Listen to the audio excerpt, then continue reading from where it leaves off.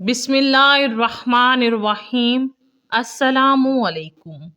मोहतरम नाज़रीन, इन हालात में कभी भी नमाज ना पढ़ना, वरना सवाब के बजाय गुनाह मिल जाएगा। नंबर 1, नींद के गलबा के वक़्त नमाज पढ़ना।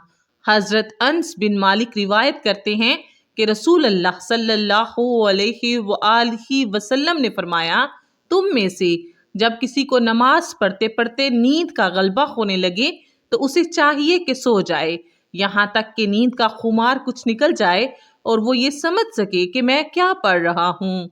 हजरत आयशा रजी अल्लाह तआला अन्हा से रिवायत है कि रसूल अल्लाह सल्लल्लाहु अलैहि वसल्लम ने फरमाया, जब तुम में से किसी को नमाज में नींद आने लगे तो उसे चाहिए कि अपने बिस्तर पर आकर सो जाए, क्योंकि ऐसा हो सकता है कि अगर वो ऊँघते हुए नमाज पढ़े तो शायद वो नींद में अपने रब से अस्तगफार के बजाय खुद को गालियां देने लगे, यानी कलमाए अस्तगफार की जगह कुछ और मुंह से निकल जाए। शारहीन हदीस ने इस हदीस को सलातुल लैल पर मामूल किया है। चूंकि रात के वक़्त नींद का गलबा होता है, इसलिए सलातुल लैल की अदायगी के लिए इस बात का ख्याल रखना ज़रूरी है कि नींद का खुमार बिल्कुल ज़ायल हो जाए, उसके बाद नमाज अदा की जाए।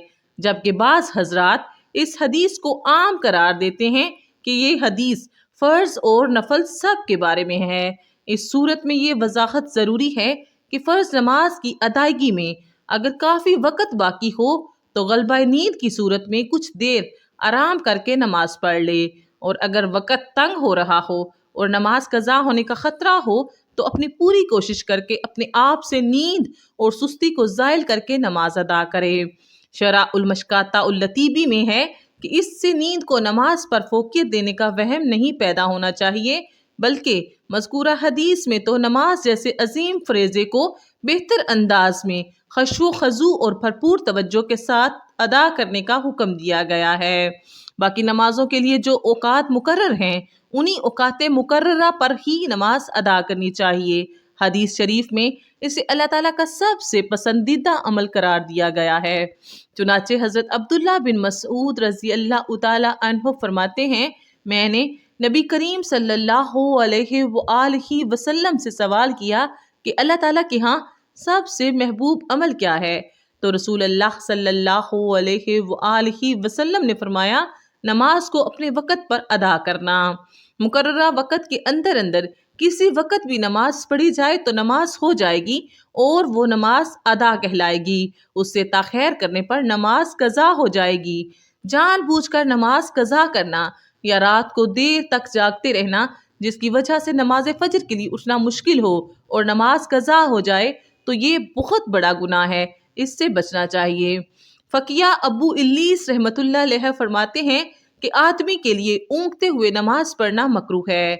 हाँ, अगर पढ़ ले तो जायज़ है, जबकि नमाज के सब इफ़ाल और कुरात पूरे पूरे अदा कर सके।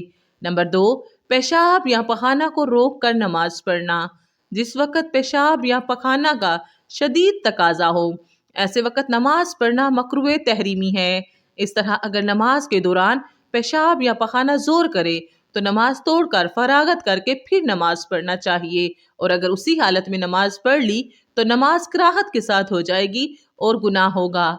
लेकिन अगर वक़्त तंग हो, इस तौर पर कि अगर वज़ू में मशगूल हो गया तो नमाज का वक़्त ख़त्म हो जाएगा, तो पहले नमाज पढ़ ले, इसलिए कि नमाज कज़ा करने का गुनाह ज़्यादा सख्त है बानिस्बत कराहत के साथ नमाज पढ़ने के। तो लिहाजा अगर पेशाब या पखाना का शदीद तकाजा हो लेकिन उधर नमाज कज़ा हो रही हो तो नमाज पढ़ना चाहिए। पेशाब या पखाना रोक कर नमाज पढ़ने की मुमानत अहादीस मुबारका में आई हैं। ज़ैल में चंद अहादीस नकल की जाती हैं। हज़रत हशाम बिन उर्वा अपने वालिद उर्वा से रिवायत करते हैं कि हज़रत अब्दुल्ला बिन अरकम रज़ी अल्लाह तआला अन्हु लोगों की इमामत कराया करते थे। एक दिन जमात का वक़्त हो गया तो आप क़ज़ाए हाजत के लिए चले गए।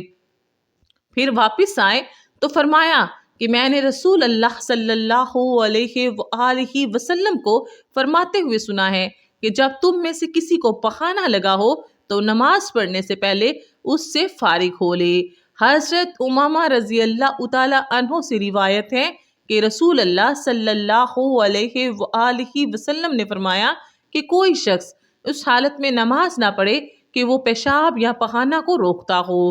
علماء کرام نے اس کی ممانت کی وجہ یہ بیان فرمائی ہے کہ اس وقت نماز میں خشوع و خضوع حاصل نہیں ہوتا، جبکہ نماز خشوع و خضوع کے ساتھ ادا کرنے کا حکم ہے، لہٰذا حاجت سے فارغ ہو کر اطمینان کے ساتھ خشوع و خضوع سے نماز ادا کرنی چاہیے۔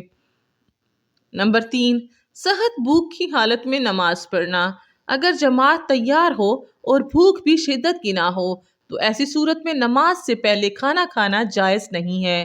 دوسری صورت میں اگر شدت کی بھوک لگی ہو اور انسان کو پتہ ہو کہ وہ کھانا کھائے بغیر نماز میں خشوع و خضوع برقرار نہیں رکھ سکتا تو ایسی صورت میں کھانے کو نماز پر مقدم رکھیں گے، یعنی پہلے کھانا کھا لیں گے، اور اگر آپ اکیلے نماز پڑھ رہے تھے یا آپ نے خود ہی جماعت کروانی تھی تو نماز سے پہلے کھانا کھانے میں کوئی حرج نہیں ہے۔ اگر جماعت کے ساتھ پڑھنی تھی اور بھوک بھی معمولی تھی تو ایسا کرنا ناجائز ہے۔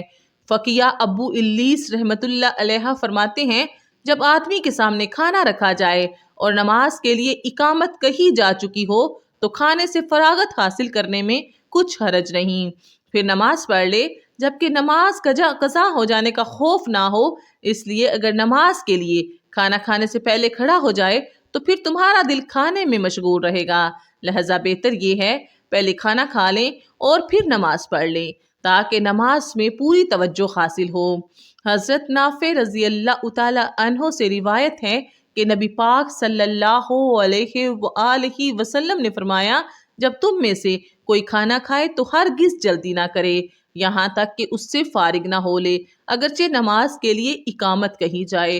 حضرت عائشہ رضی اللہ تعالی عنہ، عبداللہ بن عمر اور انس بن مالک رضی اللہ تعالی عنہ سے روایت ہے، نبی کریم صلی اللہ علیہ وآلہ وسلم نے فرمایا، جب رات کا کھانا پیش کر دیا جائے اور نماز کا بھی وقت ہو جائے تو مغرب کی نماز پڑھنے سے پہلے کھانے کی ابتدا کرو اور نماز کے لیے اپنا رات کا کھانا چھوڑنے میں عجلت نہ کرو۔ اس زمانے میں رات کا کھانا مغرب کے قریب ہی کھایا جاتا تھا۔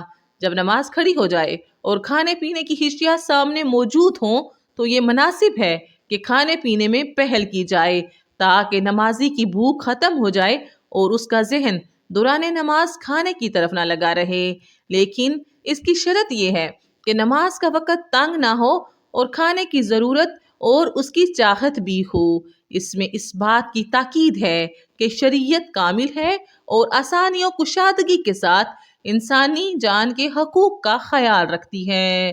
بے شک آخر میں اللہ رب العزت سے یہی دعا ہے کہ اللہ پاک ہمیں دین کو سمجھنے اور اس پر عمل کرنے کی توفیق عطا فرمائے اور ہمیں نیکوکار لوگوں میں شامل فرمائے، آمین۔